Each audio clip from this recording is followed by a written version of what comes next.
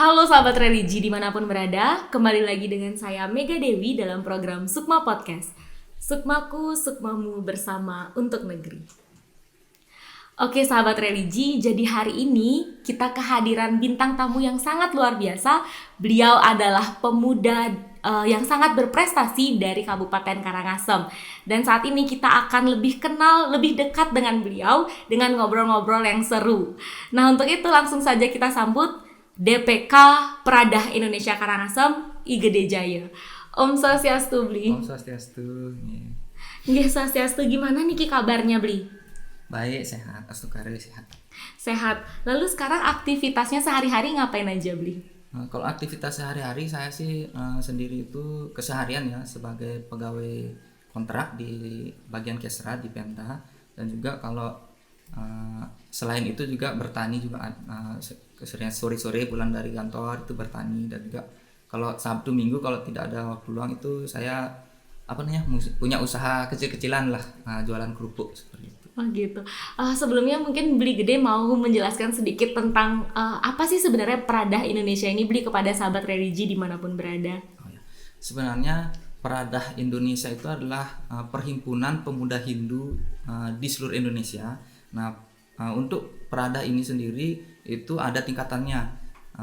Pradah ada di tingkat pusat, yaitu namanya DPN Dewan Pimpinan Nasional, dan ada di tingkat provinsi yang namanya DPP Dewan Pimpinan Provinsi, dan juga ada di tingkat kabupaten kota yaitu Dewan Pimpinan Kabupaten seperti itu. Dan posisi saya ini adalah di DPK Pradah Indonesia di Karangasem. Berarti Bli adalah salah satu pemuda pelopor dari Karangasem ya Bli ya? Nah, tidak saya saja sih, cuman masih banyak ya ada pemuda. Oke. Dan salah satunya Bli Gede ini. Oke Bli, lalu bagaimana Bli pemuda-pemuda Hindu kita di Karangasem sehat dan berprestasi selalu Bli? Sehat, dan saat ini pemuda di Karangasem itu ya sudah mulai memunculkan sedikit perjuangan lah untuk bagaimana Karangasem ke depan. Oh, berarti semuanya juga sudah saling berpartisipasi ya Bli ya, dan tentunya mulai dari diri kita sendiri ya Bli ya. Kemudian aktivitas dari Pradah Indonesia di Kabupaten Karangasem ini sehari-harinya ngapain aja Bli?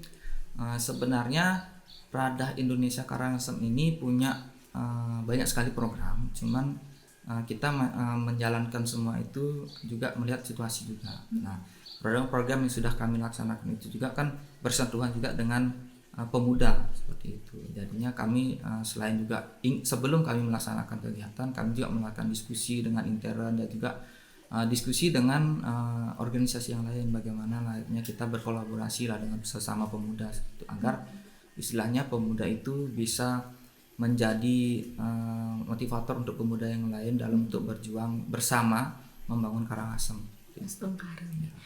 Kemudian untuk Bli Gede sendiri ini udah terjun dunia organisasi dari kapan Bli? Kalau terjun dunia organisasi itu sudah lama sih. Yang pertama itu dari Seketurune, yang pertama yaitu kuliah, ikutlah yang namanya BEM. Nah, kan tamat kuliah kan jadinya kosong nih karena tidak ada istilahnya untuk melebarkan sayap atau untuk ya bereksplor lah keluar. Jadi di tahun 2016 di senior saya itu di DPK Pradah Indonesia Karangasem, ketua sebelum saya itu mengajak saya untuk ikut di Pradah. Nah, setelah saya cari di share di Google seperti itu, ternyata Pradah itu sangat besar gaungnya. Jadinya saya tertarik untuk ikut itu. Nah, setelah ikut itu dari 2016 saya dalami terus, dan enak dan nyaman. Ternyata Pradah ini cocok untuk saya untuk mengeksplor diri lah, untuk melebarkan sayap dan menimba ilmu di sana tentang organisasi. Berarti emang Bli Gede ini suka berorganisasi bahkan sedari dulu ya Bli ya? Iya. Nah untuk mungkin bisa sharing nggak sih Bli, apa yang melatar belakangi keinginannya Bli Gede ini untuk ikut berorganisasi? Sebenarnya yang melatar belakangi ikut dalam organisasi itu, saya flashback ke belakang lagi ya, tentang sejarah. Pada zaman dulu ketika baru terbentuk organisasi di Indonesia pertama itu adalah organisasi Budi Utomo. Nah, bagaimana setelah organisasi Budi Utomo dianggap organisasi Budi itu adalah organisasi yang elit, yang besar. Nah, jadinya muncullah organisasi pemuda lainnya seperti Young Java, Young Sumatera, dan lainnya. Nah, dari timbulnya organisasi lain pemuda di Nusantara, nah, pemuda dari Sabang sampai Merauke itu mengikrarkan diri dalam bentuk Sumpah Pemuda di 1928. Iya betul. Nah itu salah satu istilahnya bentuk solidaritas pemuda terhadap bangsa ini. Nah termasuk ketika proklamasi pun pemuda ikut ambil andil di sana. Nah di mana para pemuda itu mendesak para tetua-tetua terdahulu untuk memproklamasikan Indonesia, kemerdekaan Indonesia. Gitu. Maka dari itu saya berpikir berarti pemuda terdahulu dan tetua-tetua terdahulu itu mewariskan kita kemerdekaan ini. Nah, jadi kami sebagai pemuda yang saat ini yang mewarisi warisan tersebut tidak mau sebagai penikmat saja. Jadi kami juga harus menjaga itu dengan jalan berorganisasi. Karena dengan jalan berorganisasilah kita bisa mewujudkan semua itu. Betul. Seperti itu. Iya. Maka dari sanalah saya tergiur untuk ikut organisasi untuk menjaga semua, dan juga saya memotivasi dengan pemuda-pemuda yang lain untuk ikut berorganisasi untuk menjaga semua ini agar tidak statementnya seperti ini. Pemuda zaman sekarang hanya bisa mabuk-mabukan, foya-foya, dan menikmati apa yang sudah diwariskan seperti itu. Dan sebenarnya dari cerita itu juga kita bisa petik bahwa sebenarnya kekuatan pemuda itu besar sekali, Ya, Bli. sangat besar. Itu jadinya termasuk dalam pidatonya Presiden kita yang pertama, Insinyur Soekarno, itu menyatakan, beri saya 1000 orang tua, niscaya akan saya cabut Semeru dari akarnya.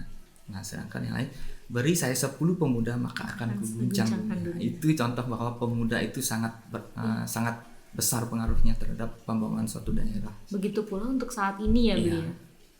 Karena seperti yang kita tahu kan, kita sebagai calon-calon generasi penerus bangsa nih, Bli. Jadi mungkin hal itu yang mungkin menjadi highlight ya dari Bli sendiri. Iya, seperti itu. Karena kan kita ketahui sendiri bahwa kita sebagai pemuda tidak terus-terusan akan menjadi pemuda. Suatu saat kita akan menjadi tua.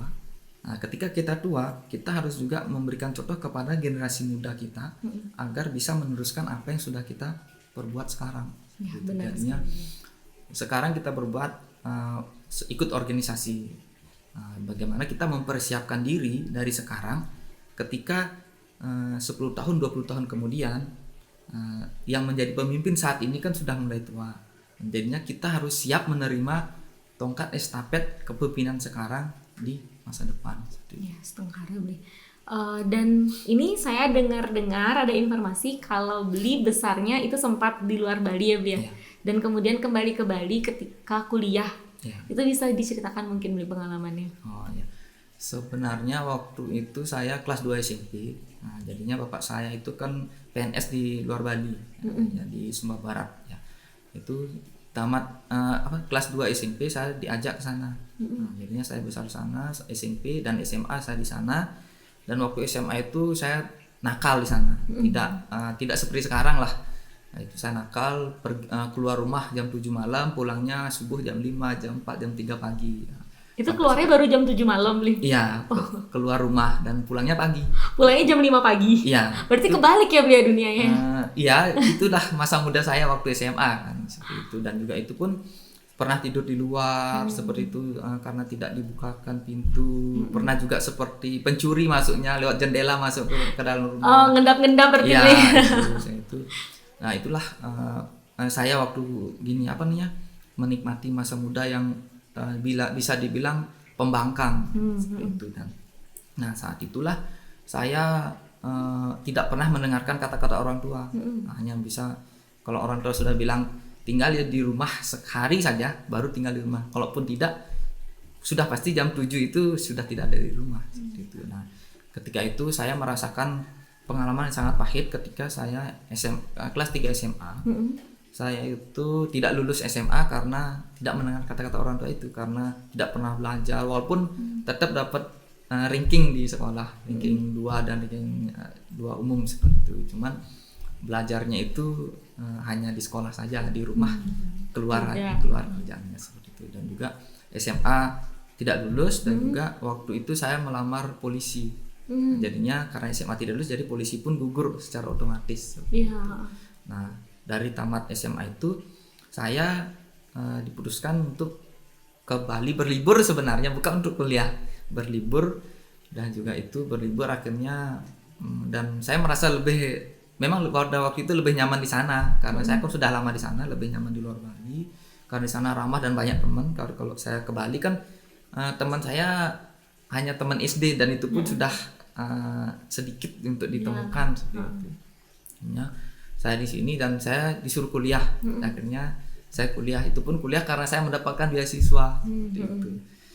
Saya mau kuliah karena saya mendapat beasiswa. Itu setelah saya kuliah, nilai IPK saya itu semester 1, semester 2 paling rendah.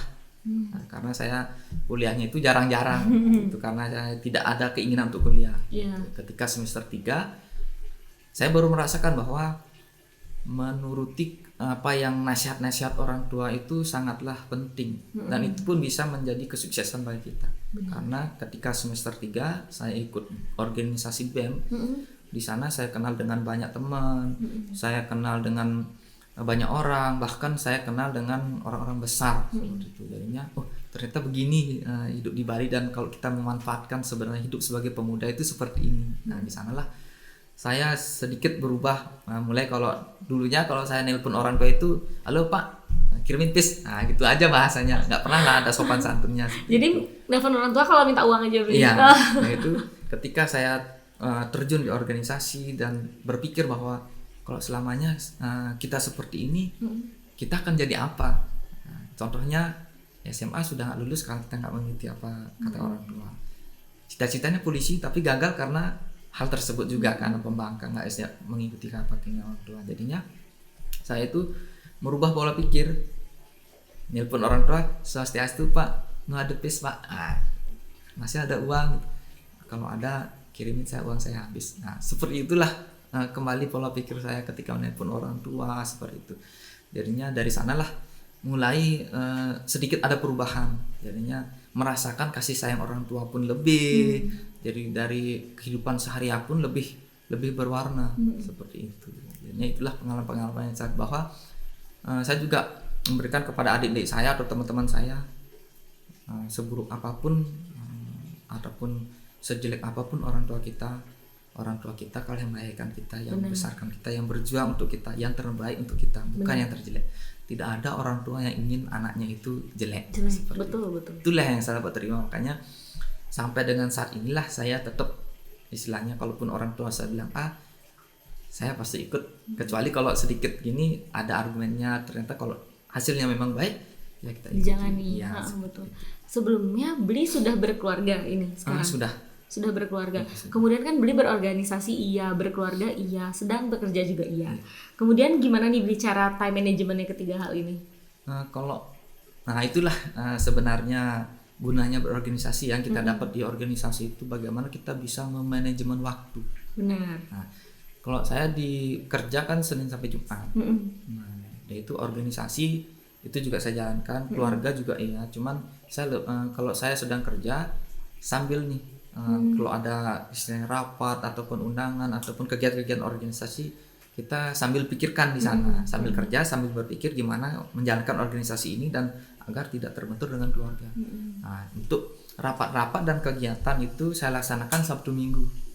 Itu pun kalau misalnya ada kerjaan di Sabtu Minggu ataupun hal yang acara keluarga di Sabtu Minggu, nanti organisasi itu misalnya pagi acara kantor, siang acara keluarga, sore kita kegiatan. Ya, itu cara saya membagi waktu untuk rumah tangga, kerja dan juga organisasi. Dan tentunya skala prioritas ya Beli ya. Iya. Karena kalau sudah terjun di organisasi itu juga menjadi prioritas sebenarnya. Kalau sudah kami pemuda itu, khususnya saya sendiri sih, terjun ke organisasi itu adalah prioritas. Bukan lagi nomor 2, nomor 1, tapi itu prioritas. Sedangkan keluarga memang itu juga prioritas. Makanya agar tidak berbenturan antara pekerjaan, keluarga, dan organisasi, itu harus bisa kita manajemen. Kita bagi waktunya agar juga anak dan istri juga tidak terbengkalai. Benar, Beli. Nah, Beli Gede selama mengemban tugas menjadi DPK Peradah Indonesia Karangasem nih Beli, apa aja mungkin yang sudah program kerja yang sudah dilaksanakan maupun dari kader Peradah juga, mungkin apa sumbangsinya kepada pembangunan Karangasem ini sendiri Beli? Kalau program kerja itu sih yang sudah saya katakan di awal, dari hasil Lakarda itu kami sudah melaksanakan beberapa program kerja. Seperti pertama kami melaksanakan baksos kepada masyarakat yang kurang mampu. Yang kedua kami itu sudah melaksanakan namanya pembinaan seketurune. Nah, pembinaan seketurune ini kami laksanakan guna meningkatkan SDM serada dan bakti pemuda Hindu yang ada di Karangasem, dan kemarin kita laksanakan di Kecamatan Manggis. Nah, kenapa kami memilih untuk peningkatan SDM? Nah, karena ketika berbicara tentang Karangasem, pasti yang muncul itu tingkat kemiskinannya masih tinggi, tingkat SDM-nya masih rendah. Nah, seperti itu. Jadinya jika kita mulai untuk meningkatkan SDM, nah, kalaupun kita berbicara tentang SDM ya, meningkatkan SDM itu pasti kita akan turun yang namanya pembinaan atau tentang itu pendidikan tentang ekonomi, pendidikan tentang tata krama dan segala macamnya itu kita lakukan.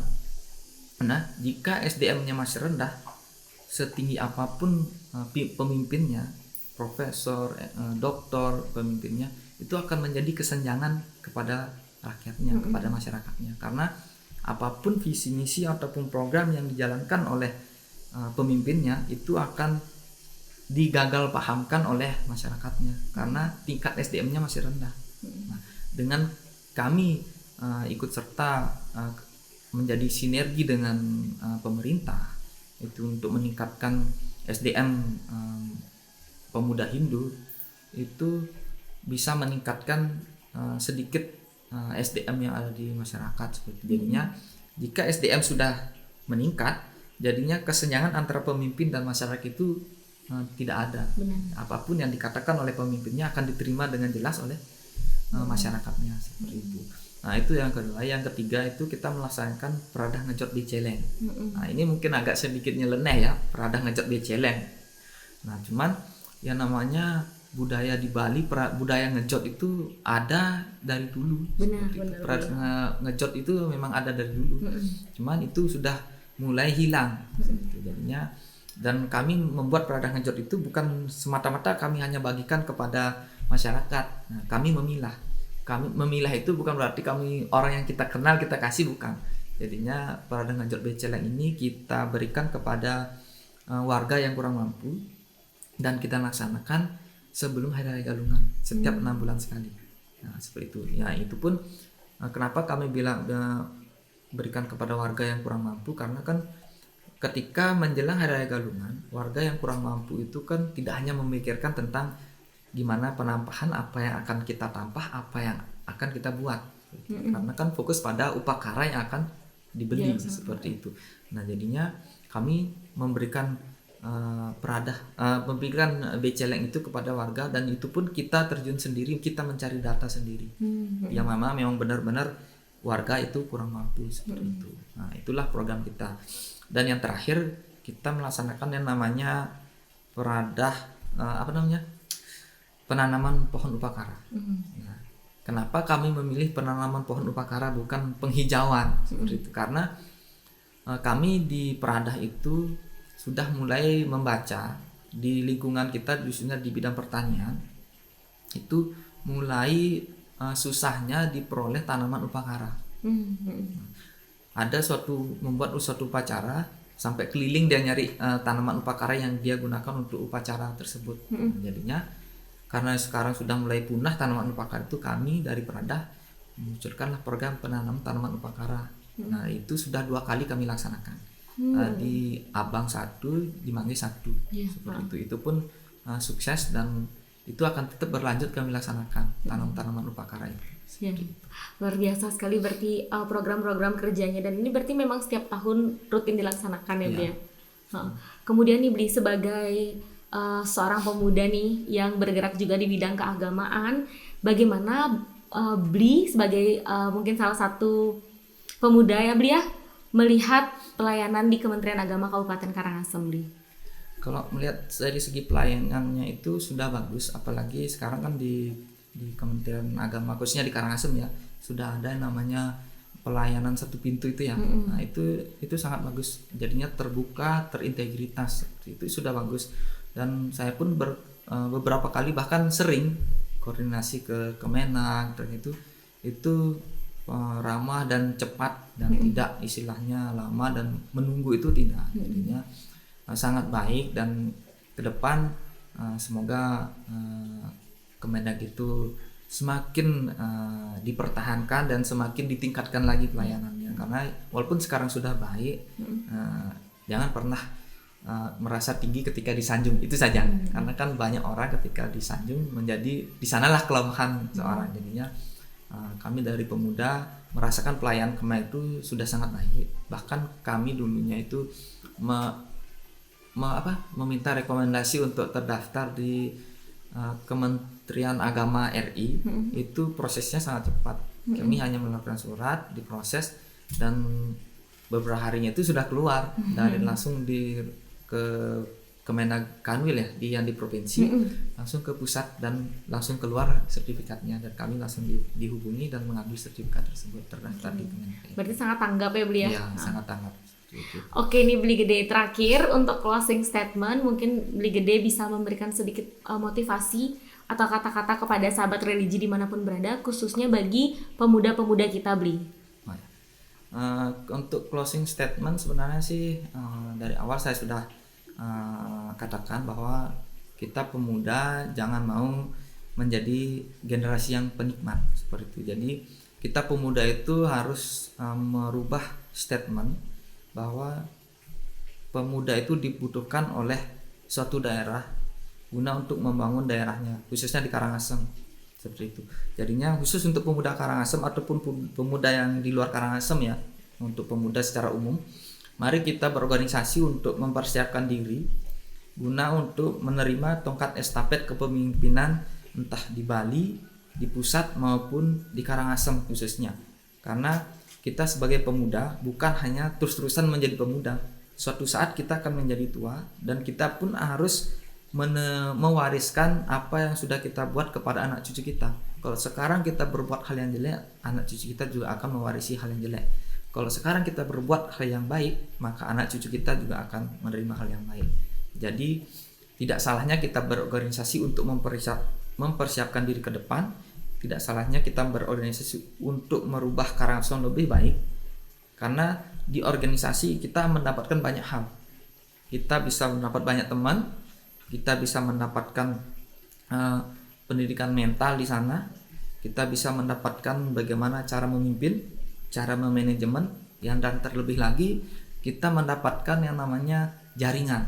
Nah, di mana jaringan itu sangat luas fungsinya, seperti bukan hanya sekedar fungsinya sebagai teman, tapi gunanya juga untuk masa depan, untuk mencari kerja, untuk istilahnya persiapan ke depan. Siapa tahu nanti kita menjadi seorang pemimpin seperti itu ya. Kita menjadi seorang, kita perlu namanya jaringan seperti itu. Karena kita pemuda itu kalau tidak sekarang mempersiapkan diri, kapan lagi? Betul. Seperti itu. Nah, itulah motivasi saya untuk pemuda. Mari kita berorganisasi dan jangan pernah hidup sebagai pemuda itu lahir lahir, belajar, bekerja, dan juga berkembang biak. Hapus statement itu. Seperti itu. Karena sebagai pemuda kita harus tetap berjuang untuk mempertahankan dan juga memperbaiki yang sudah baik, kita buat lebih baik lagi, seperti itu. Oke. Baik, terima kasih sekali nih Beli Gede. Saya jadi banyak belajar dari obrolan-obrolan kita. Dan terima kasih karena telah meluangkan waktunya nih untuk kita bisa kulik-kulik. Sehingga sahabat religi juga bisa lebih dekat dengan sosok Beli Gede Jaya. Ya, mudah-mudahan bermanfaat lah untuk semua, terutama di kalangan pemuda itu. Oke, sahabat religi, demikianlah tadi obrolan kita bersama Beli Gede Jaya. Dan semoga segala hal yang kita perbincangkan tadi dapat bermanfaat bagi sahabat religi dimanapun berada. Jangan lupa untuk like, comment, dan subscribe channel YouTube kita di sebelah sini. Sampai jumpa di tayangan berikutnya. Sukses.